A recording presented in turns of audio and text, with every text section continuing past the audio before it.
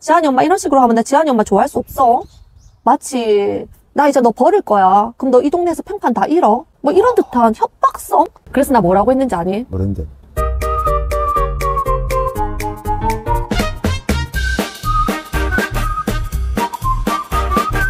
동네 엄마랑 놀지 마세요. 대망의 3탄 마지막이야. 아, 기대되는데? 1탄에서 정말 많은 댓글들을 받았거든. 타인과의 관계에서 겪었었던 그 수많은 사연들이 모여서 만들어내는 거대한 무력함이 오히려 치유적 공기를 만들어내는 듯한 느낌? 나와 결이 맞지 않는 사람들과 잘 지낸다고 한 건 결국 나의 억압의 결과일 수도 있었겠구나 하는 생각이 들더라고. 오늘 3탄으로 내가 준비한 내용은 나는 유치원 현장에서 18년 가까이 근무를 했잖아. 현장에서 만나본 엄마들의 이야기를 전해드리고자 해. 그냥 실제 있었던 사연들이야. 이 사연들을 통해서 내가 내 영상을 보고 있는 엄마들에게 무엇인가 교훈을 주겠다, 가르침을 주겠다, 배움을 주겠다 이런 게 아니라 정말 우리들의 사연들이 모여서 그 거대한 무력함이 하나의 치유적인 공기를 만들어내는 것처럼 아, 이런 일들이 비일비재하게 있구나. 나에게만 해당되는 일이 아니었구나 하는 것만으로도 뭔가 공감이 되지 않을까 이런 생각이 들더라고. 첫 번째는 어떤 두 아이 엄마의 이야기야. 남편을 따라서 부산에 오게 되었고 그래서 두 분 다 친구도 없었고 친정도 너무 멀리 떨어져 있는 상황이었는 거야. 그 상황에서 조리원에서 만난 거야. 서로 너무 반가운 친구가 되었지. 거의 공동 육아를 하셨더라. 너무 좋은 친구가 된 거야. 그런데 이제 문제는 아이들이 자라면서부터였어. 아이들이 3살, 4살 되면서부터 엄마들끼리는 사이가 너무 좋은데 아이들이 성향과 기질이 다른 거야. 아, 그러면은 깐난애기일 때는 괜찮았네. 완전 괜찮지. 공동 육아를 하면서 서로가 너무 필요한 존재들이었지. 그래서 누구보다도 좋은 친구가 된 상황이었어. 그런데 한 아이는 유난히 성격이 활동적이야. 이 친구를 우리는 일명 까불이라고 부르자. 그런데 한 아이는 굉장히 정적인 아이였어. 이 친구를 얌전이라고 부르자. 완전 성향이 다른 거야. 한 아이는 신체로 놀이하는 걸 좋아하고 한 아이는 가만히 앉아서 손가락을 움직이면서 하는 놀이를 좋아하는 거야. 그런데 엄마들끼리 친하다 보니까 아이들이 자주 거의 대부분 주 5일 이상을 함께 놀았더라고. 그렇게 되면 어떤 상황이 펼쳐지냐면 이 까불이가 얌전이에게 늘 사과해야 하는 포지션에 놓이게 되는 거야.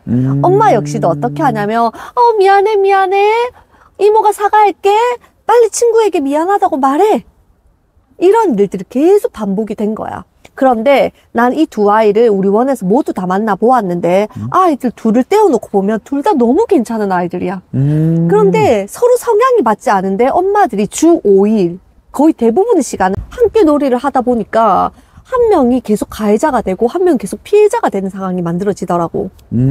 상황이 그렇게 된 거네. 그래서 그렇게 5살 때까지 같은 어린이집을 다녔더라고. 그런데 까불이 엄마가 이제 같이 6세로 올라가면 안 되고 우리 아이를 빼내야 되겠다고 생각하게 된 결정적인 계기가 이 아이가 자기 자신에 대한 자아상을 어떻게 형성을 했냐면 나는 늘 혼나는 아이, 나는 야단 듣는 아이, 친구에게 피해주는 아이, 나는 못된 아이, 나쁜 아이 이렇게 자기의 자아상을 형성을 해버린 거야. 왜냐하면 늘 사과해야 되는 입장에 놓여지다 보니까. 그래서 같은 어린이집에 6세에 재원을 하지 않고 이 아이만 6세에 우리 유치원에 온 거야, 까불이만. 왜냐면 우리 유치원이 순유치원이었거든. 신체 놀이를 즐기는 아이들이 좀 많이 오긴 했어. 그래서 이 아이는 이전에는 늘 자기는 나쁜 아이, 친구를 불편하게 하는 아이, 친구에게 피해를 주는 아이인지 알았는데 우리 유치원에 와보니까 본인처럼 노는 친구들이 너무 많은 거야. 함께 몸을 부딪혔을 때는 사과를 해야 할 일이 아니라 함께 깔깔깔깔 웃을 수 있는 사이라는 걸 이 아이가 우리 원에서 알게 된 거야. 얌전이 친구는 완전 아기였을 때부터 5세 때까지 이 까불이 친구와 계속 같은 친구의 집단 속에 있었잖아. 그런데 의외로 까불이가 아닌 얌전이가 어린이집 생활에 어려움을 겪는 거야. 아, 진짜? 그전에는 까불이가 자신에게 살짝의 터치만 있어도 늘 사과를 듣던 입장이었는데 까불이가 없는 상황에서 친구들이 본인에게 사과를 하지 않는 거야. 그럼 이 아이는 어떻게 느끼냐면 저 친구가 나를 공격했는데 사과하지 않는다고 느끼는 거야. 그래서 선생님에게 가서 선생님 저 친구 나에게 사과 안 했어요. 그럼 친구들 입장에서 어떠냐면 나 입으로 그런 거 아닌데 지나가다가 부딪혔는데 저 친구는 늘 본인을 피해자의 포지션에 세워버려. 그래서 우리는 저 친구 주변에만 가면 우리는 선생님에게 야단을 들어야 돼. 이렇게 상황이 만들어지다 보니까 친구들이 이 얌전이를 피하기 시작한 거야. 그러면서 외로운 상황이 만들어졌네. 그래서 어떤 일이 벌어졌냐면 7세의 이 얌전이가 우리 유치원에 오게 되었어. 그런데 이 까불이 엄마는 사실 이 아이가 안 왔으면 좋겠는 거야. 우리 아이 지금 너무 잘 지내고 있는데 괜히 저 아이가 안 왔으면 좋겠어. 그런데 친하게 지내는 엄마한테는 말할 수 있니 없니? 말할 수가 없는 거야. 그래서 나에게 전화가 와서 원감 선생님 그 친구 입학 안 받아주시면 안 돼요. 진짜? 그런데 사실 우리가 받아주고 안 받아주고 할 수가 없는 게 처음 학교로 시스템을 통해서 들어오는 거기 때문에 우리가 결정할 수 있는 문제가 아니야. 그런데 그 아이가 7세 입학을 하게 된 거야, 얌전이가. 이 까불이와 까불이 엄마 입장에서는 또다시 불편한 상황이 만들어지는 환경이 초래가 된 거지. 엄마 둘 사이 관계는? 그때부터 엄마들의 사이가 나빠지기 시작했어. 얌전이 엄마가 까불이 엄마에게 이렇게 말하는 거지. 원에서 왜 까불이가 우리 얌전이 안 챙겨? 까불아는 우리 얌전이 좀 챙기면서 놀아. 그래서 챙기면서 놀려고 하면은 너 왜 나에게 사과 안 해? 이런 상황들이 또 계속 반복이 되는 거야. 이 얌전이 친구는 어렸을 때부터 늘 일방적으로 사과를 받다 보니 피해의식이 굉장히 많은 아이로 자라기는 했어. 당연히 나는 사과받아야 되는 아이. 나는 늘 친구에게 피해를 받는 아이. 이런 포지션을 세웠더라고. 그래서 까불이 엄마가 그런데 우리 까불이도 이미 친한 친구들이 만들어졌어. 이렇게 하면 이제 얌전히 엄마는 섭섭한 거야. 어쩜 나에게 이럴 수 있니? 그래서 엄마들끼리 벌어지기 시작했어. 엄마들끼리 말싸움이 조금 큰 싸움으로 벌어졌더라고. 이렇게 되니까 이 아이들이 어떤 상황이 놓여지게 되는지 아니? 그전에는 그렇게 친하게 지냈었던 사이였는데 엄마들끼리 서로 연락을 안 한다는 걸 아이들이 은연중에 다 느껴. 그래서 학기 말 돼서는 어땠는지 아니? 애들이 원에 들어오면 서로 인사를 안 해. 그 상황은 어떤 상황이냐면 아이들에게 폭력적인 상황이야. 남편 생각해봐. 진짜 싫어하는 사람이랑 매일 회사에서 만난다고 생각해봐. 너무 고통스러운 일이거든. 지옥이지. 그런데 그 아이들은 겨우 7살이라고. 암암리에 느껴지는 엄마들의 사이가 나쁘다는 걸 아이들도 알아. 그래서 원에 오면 서로가 인사를 안 하는 거야. 진짜? 그런데 같은 공간에서 6시간, 7시간을 지내야 되는 거야. 너무 아이들에게 폭력적인 상황이 만들어져 버린 거야. 그리고 나서 서로 유치원 그만두라고 이야기하는 거야. 네가 그만둬. 아니 네가 그만둬. 우리 아이 잘 다니고 있어. 왜냐하면 아이들은 이제 유치원을 재밌어 하는데 서로 네가 그만두라는 거야. 내가 그만두면 손해보는 것 같은 거지. 그래서 학기 끝날 때까지 그런 미묘한 감정 싸움이 있었다. 그런데 여기서 대박은 뭔지 아니? 3년 후에 까불이 엄마가 우리 원으로 전화가 오셨어. 아이들이 초등학교 3학년이 된 거야. 얌전히 엄마가 까불이를 학교폭력위원회에 그 가해 학생으로 신고를 한 거야. 에? 그런데 거기 내용이 어떤 게 적혀 있었냐면 유치원 때부터 지속적으로 괴롭힘을 당했다라고 이야기를 한 거야. 그래서 까불이 엄마가 무슨 말이냐 하면서 우리에게 진술서처럼 이렇게 좀 적어달라고 연락이 오셨더라고. 결론은 어떻게 됐는지는 그냥 이야기 안 할래. 봐봐. 결국에는 아이들 싸움이 어른 싸움이 된 상황으로 만들어져 버리더라고. 이런 경우가 하나가 있었고, 두 번째는 천년의 우정 멤버였어. 그 멤버들의 이름이 천년의 우정이었어. 여자아이 4명이 같은 어린이집에 다녔고 그때 결성된 엄마들의 모임이었어. 4살 때부터 친구였대. 4살, 5살, 그리고 6살 때 우리 유치원에 온 거야. 3년 차였지. 그런데 4명이서 같이 노는데 함께 온갖 곳들을 다 다녀. 뭐 문화센터도 같이 다니고, 뭐 배우러 다니는데도 같이 다니고, 테스트 받으러도 같이 다니고. 그런데 그 중에 한 명이 이제 눈에 튀게 잘하기 시작한 거야. 비슷한지 알았던 아이들 중에서 월등한 아이가 한 명이 만들어진 거야. 이렇게 되니까 어떻게 하는지 아니? 이 3명 엄마가 은근히 이 잘난 아이 엄마를 따돌리는 거야. 그게 어떻게 드러나기 시작하냐면 우리 원에서는 일주일에 한 번씩 매주 월요일마다 주말 지낸 이야기라는 걸 하거든. 그럼 아이들이 일어나서 발표를 해. 발표를 하거나 아니면 스케치북에 그림으로 그려서 주말 동안 뭐 했어요 하면 우리가 이렇게 글로 적어주는 활동을 하거든.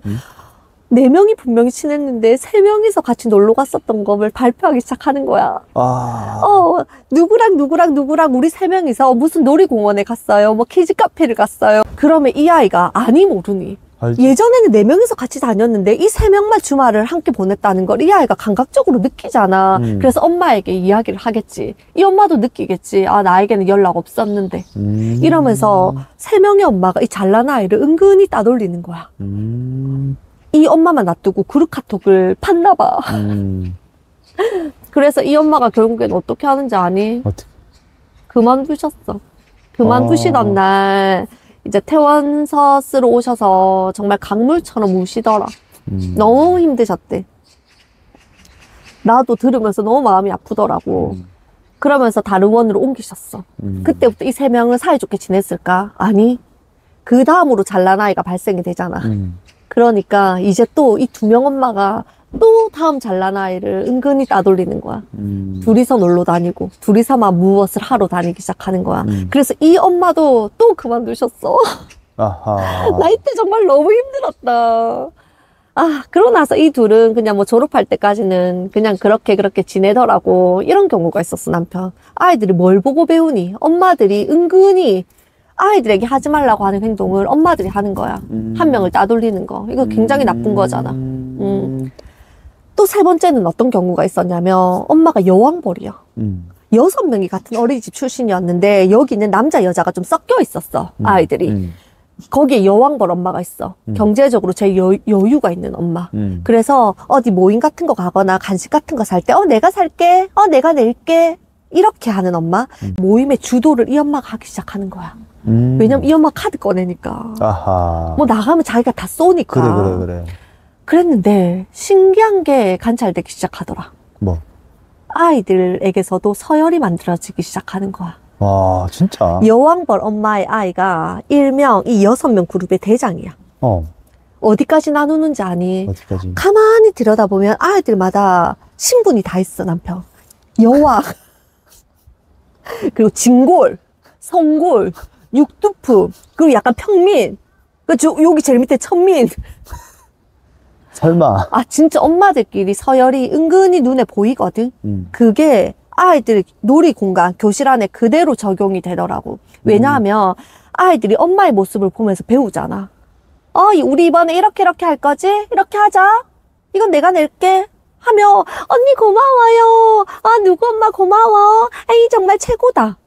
그래서 그 여왕벌 엄마의 아이가 무슨 행동만 하면 그 밑에 있는 막 천민이나 평민 아이들이 우와 막 박수 쳐주고. 그런데 우리는 객관적인 상황에서 아이들이 지켜봐지잖아. 사실 리더십이 있기는 그 여왕벌 자녀가 리더십이 있진 않았어. 이건 우리 원에서 있었던 이야기 아니고 나와 원감 동기였었던 선생님이 대화하다가 이런 이야기를 해주시더라고. 엄마들끼리 정말 친했대. 친해서 서로가 할 말 못할 말 비밀까지도 공유를 다 한 거야. 우리 여자들에게는 뭐 다양한 비밀이 있다. 남편 흉도 좀 봐야 되고 C자 들어간 흉도 좀 봐 우리가. 그런 각종 흉을 보면서 서로가 서로를 공감하면서 치유하는 역할을 한 거야. 털어놓고 나면 속이 시원하니까. 아줌마들은 좀 그렇대. 우린 좀 그래. 그런 거 있어. 그런데 아이들이 싸움이 난 거야.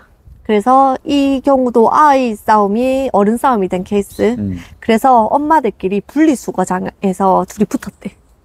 이 사건 굉장히 컸대. 그 동네에서. 엄마들끼리 붙어서 누가 옆에 붙었겠니? 남편들이 옆에 붙었지. 그랬는데 서로가 너무 많은 비밀을 알고 있지.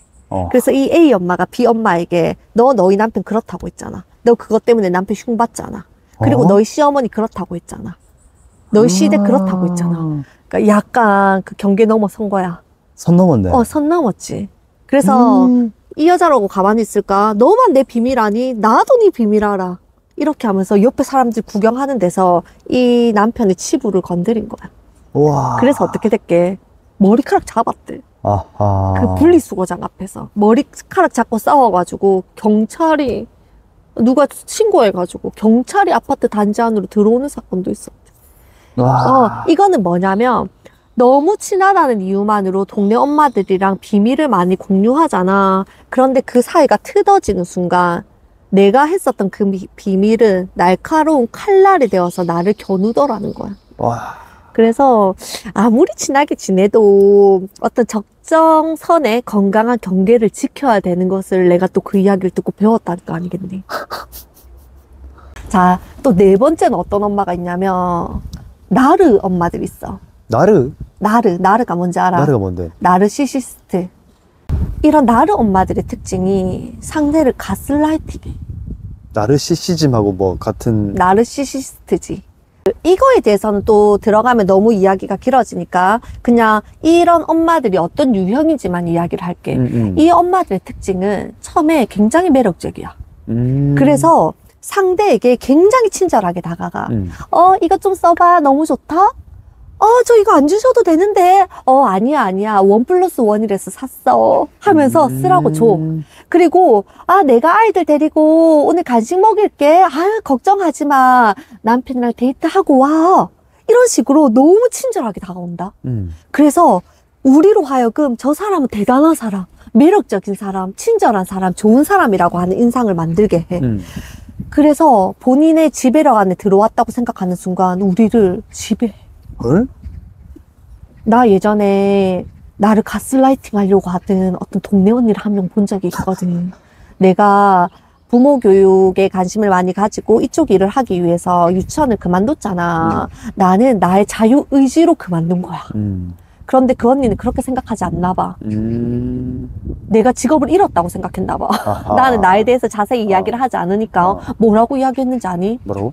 묻지 않았는데 내가 좀 부잣집에 시집을 왔어. 진짜 이렇게 말했어, 남편. 에이, 설마. 정말이야. 우리 시댁에서 어린이집을 몇 개 해.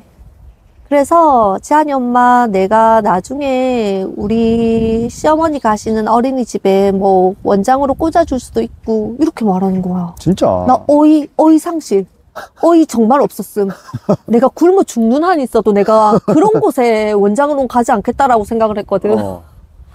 내가 너무 어이가 없더라. 그런데 그때는 감사해요 그런 말씀하고 넘어갔다. 그런데 다음번 어떤 모임에서 내가 그 언니의 심경을 약간 건드리는 이야기를 하기는 했어. 언니의 생각이 모든 엄마들의 이야기를 대변하는 건 아니에요. 이렇게 말을 했거든. 그랬더니 그 언니가 나에게 지한이 엄마 이런 식으로 이야기하면 나 지한이 엄마 앞으로 좋아할 수 없어. 이렇게 말하는 거야. 헐. 옆에 그 많은 엄마들이 다 있는 데서. 그래서 나도 뭐 어떤 댓글에서 그러더라. 뭐 채널 주님도 만만치 않은 사람 같고 막 이런 이야기를 해놨더라고. 맞아, 나 만만한 사람 아니야. 그래서 그 언니에게 뭐라고 했냐면 지한이 엄마 이런 식으로 하면 나 지한이 엄마 좋아할 수 없어. 마치 나 이제 너 버릴 거야. 그럼 너 이 동네에서 평판 다 잃어. 뭐 이런 듯한 협박성? 그래서 나 뭐라고 했는지 아니? 뭐랬는데? 그 언니 쳐다보면서 뭐 어쩔 수 없고요. 이렇게 했다. 막 화가 날 것 같은데. 나도 사실 화났어. 그때 손이 발발 떨리더라. 너무 화났어. 무례하다는 생각이 들었고. 아니야, 너무 무례한데? 그 언니는 본인이 나를 좋아하지 않는 순간 동네 엄마들이 다 나를 등질 거라고 생각했나 봐. 그러니까. 그런데 너무 재밌는 일이 있었다. 내가 그 언니를 한 번 붙었잖아. 맞짱을 떴어. 나를 좋아할 수 없다길래 뭐 좋아하든지 말든지 뭐 그러시던가요. 이렇게 이야기하고 나서 동네에 지한이 엄마 세다고 소문이 나가지고 그때부터 엄마들이 나에게 전화를 와서 그 언니 흉을 보는 거야.